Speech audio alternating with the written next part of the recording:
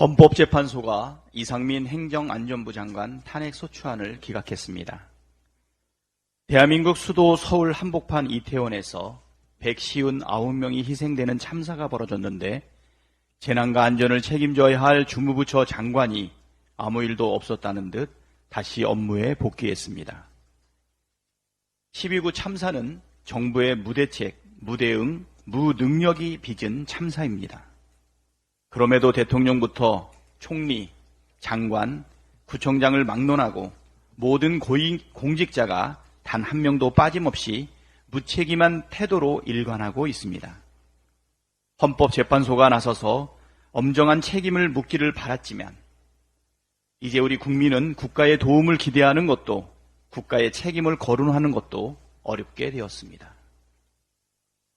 고위 공직자의 무능과 무책임이 국민에게는 큰 재난과 같습니다. 국가가 국민을 지켜줄 의지도 능력도 없는 무정부 상태, 각자 도생의 시대를 살아내야 하기 때문입니다. 국민의 생명과 안전을 지켜주지도 못하는 나라, 159명의 희생자가 남아도 아무도 책임지지 않는 나라를 제대로 된 나라라고 여길 사람은 아무도 없습니다. 이상민 장관은 판결 직후 12구 참사와 관련한 소모적인 정쟁을 멈추고 다시는 이러한 아픔을 겪지 않도록 우리 모두 힘을 모아야 한다고 말했습니다. 여전히 자신은 아무 잘못이 없다는 후안무치한 유체 이탈 화법입니다. 작년 10월 29일 이후 우리 국민은 이상민 장관을 마음속에서 파면했습니다. 국민의 생명과 안전을 외면하는 정부는 존재 이유가 없다는 사실도 명심하십시오. 현직 대통령의 장모가 법정 구속되자 사법부 판결은 대통령실이 언급할 대상이 아니라고 했던 대통령실이 헌법재판소 판결에는 득달같이 입장을 냈습니다. 유리하면 대응하고 불리하면 무대응하는 것이 대통령실의 원칙인 것 같습니다. 그 속내가 참으로 투명합니다.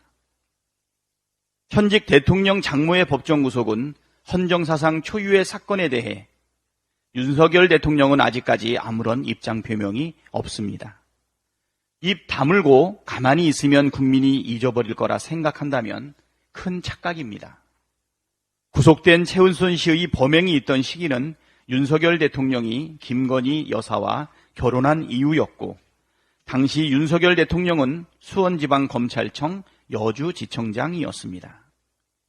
현직 검찰 간부의 장모 신분이었던 최은순 씨가 범행 규모와 횟수, 수법 등을 따졌을 때 재질이 매우 나쁜 범죄를 저질렀는데 사이였던 윤석열 대통령이 과연 그 내막을 모르고 있었는지 의문이 들 수밖에 없습니다.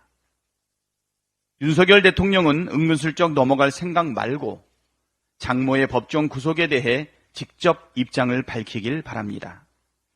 아직도 장모가 사기를 당했다고 생각하는지, 장모가 다른 사람에게 10원 한 장 피해 준 적이 없다고 생각하는지 국민 앞에 해명해야 하지 않겠습니까? 국힘당이 국회의원 가상자산 보유 거래 내역 신고 내용을 공개한 국회 윤리특별위원회 윤리심사자문위원회를 검찰에 고발한다고 했습니다. 타인에게는 엄격한 잣대를 들이대면서 모든 내역을 공개하라고 몰아붙이더니 자기네 당 국회의원이 연루된 게 드러나니 불법이라고 난리치고 있습니다. 내로남불도 이런 내로남불이 없습니다. 김기현 국힘당 대표 지키려고 그러는 것인지 아니면 권영세 통일부 장관 지키려고 그러는 것인지 묻지 않을 수 없습니다.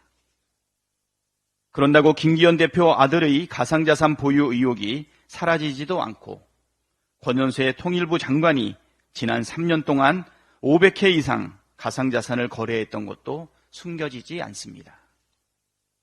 김기현 대표는 지금이라도 자신과 가족의 가상자산 보유 현황과 거래 내역을 투명하게 공개하고 국힘당 의원 전원의 가상자산 보유 현황과 내역도 국민 앞에 낱낱이 공개하기를 바랍니다.